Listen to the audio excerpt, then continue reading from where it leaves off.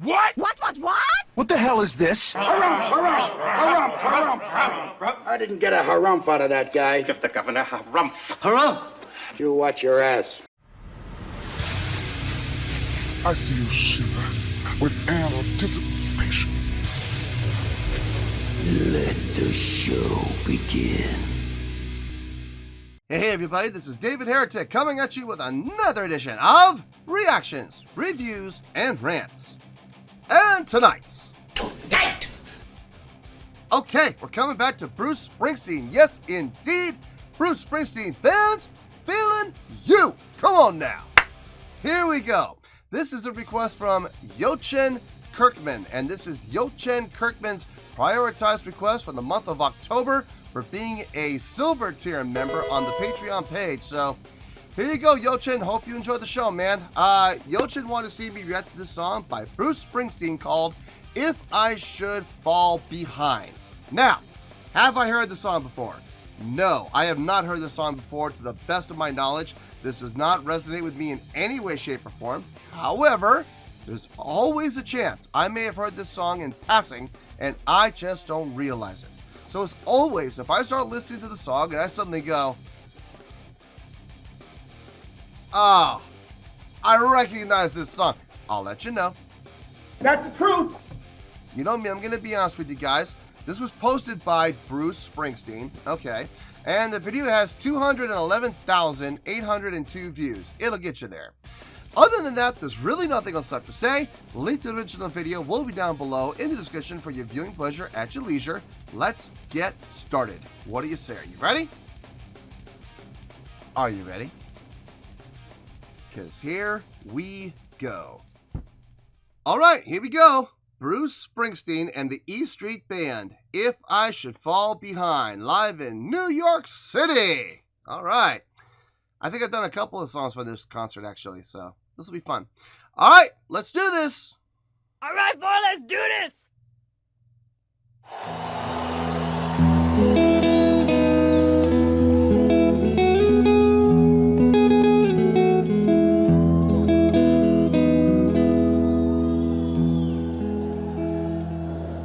We said we'd walk together. We become one man. Then come the twilight. Should we lose our way? And if as we're walking, a hand should slip free, well, I will wait for you. And if I fall behind, wait for me.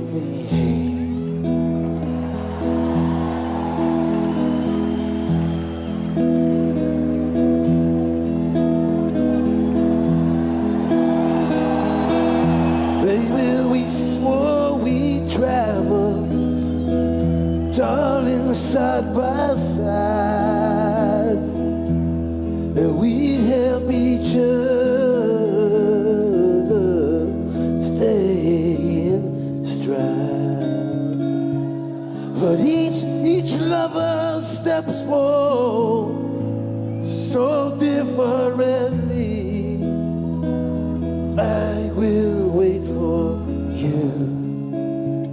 Should I fall behind? Wait for me.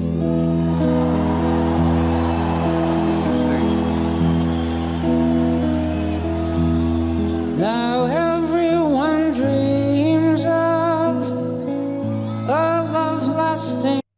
So wait a minute. So they're having all the. I mean, I don't know if they're gonna have all of them, but I mean, we've had two so far. Is like everybody in the band gonna come out and get a verse on the mic?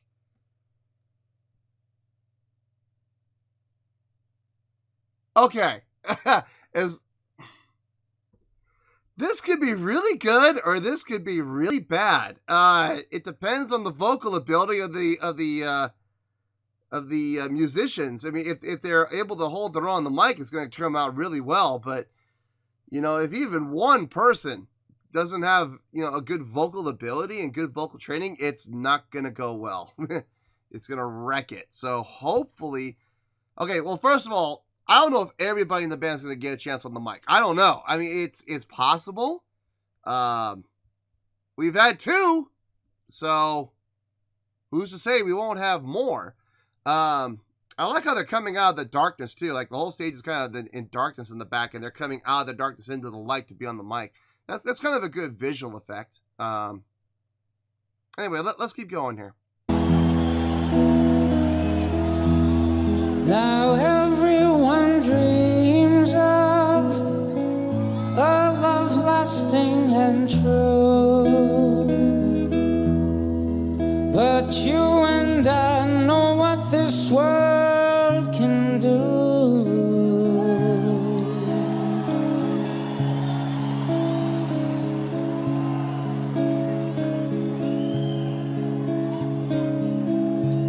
So let's make our steps clear, so the other may see. And I'll wait for you, should I fall behind. Wait for me.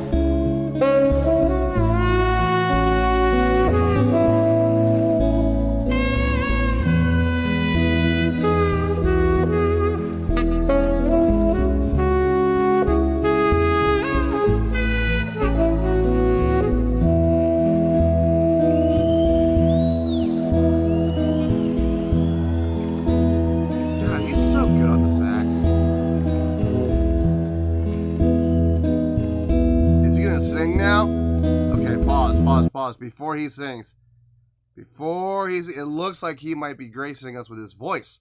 I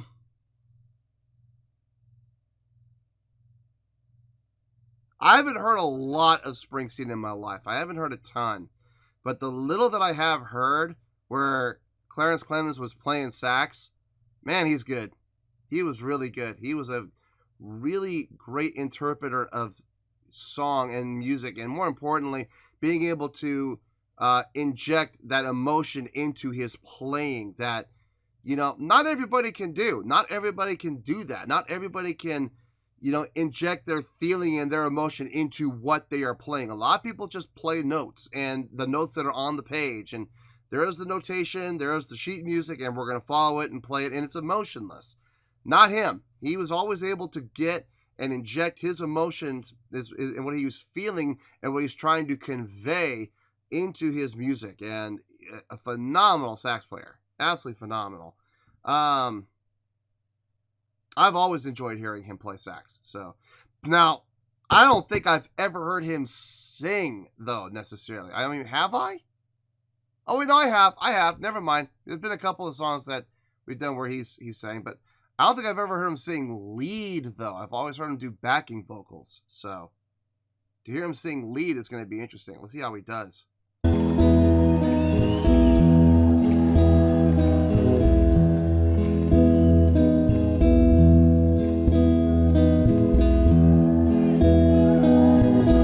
There's a beautiful river in the valley ahead.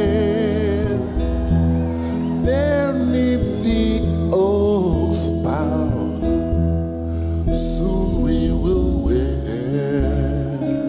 Nice. Nicely done. Should we lose each other in the shadow of the evening's trees? Well, I will wait for you. Should I fall behind? Wait for me.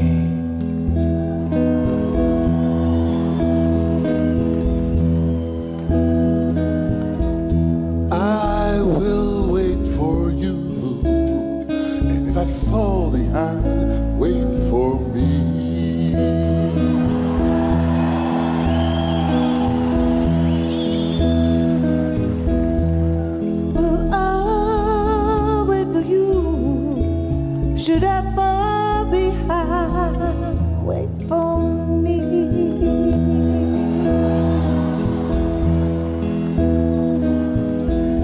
I'll wait for you, baby. Baby, please wait for me.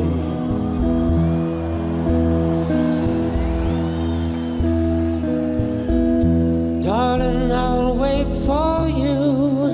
And should I fall behind, wait for me.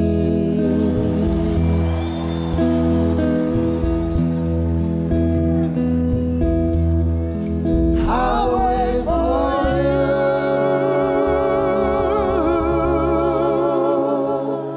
And should I fall behind,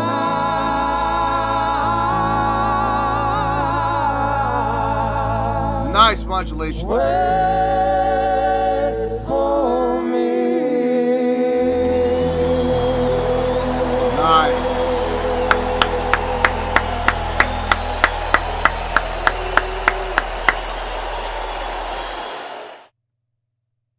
Wow, that ending.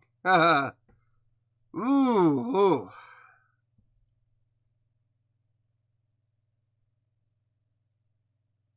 It's unusual. It's different. I think I liked it. I think I did. Let me think about this, and I'll see you in the review. We'll talk about it.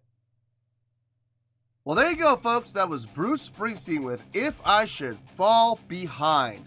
This was a request from Yochin Kirkman, and this was Yochin's prioritized request for the month of October for being a silver tier member on the Patreon page. So, there you go, Yochin. Hope you enjoyed the show, man. On a scale of 1 to 10,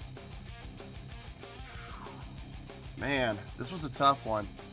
But I have a score. I am going to give it, and I will give my explanation, and I will give you my explanation in 5 minutes or less, I promise.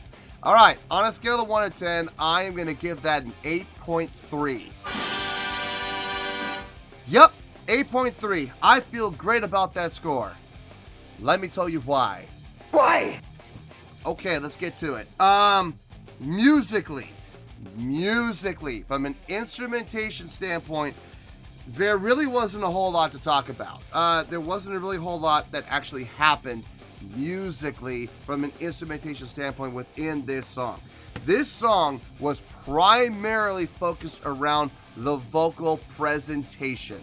But the instrumentation that was there was really good. You had bass, you had drums, and you had Bruce playing guitar. That was pretty much it. Everything else was, well, somebody was playing tambourine. I don't know who it was, but somebody was back there playing tambourine. Unless Max was doing it on the drum kit, which is very possible. But something tells me there was another person back there with him playing the tambourine and really focusing on it.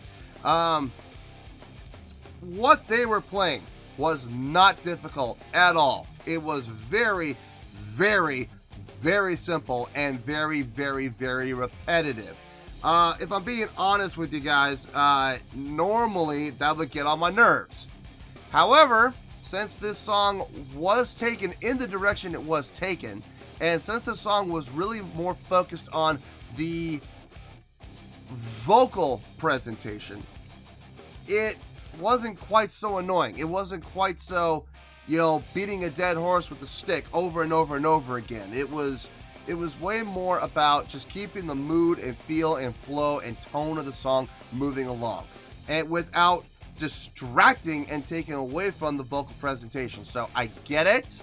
I'm still not the biggest fan of it, but I get it, and I understand why they did it the way they did. So, and it makes sense. So there's that. Now, the vocal presentation on this song. Wow.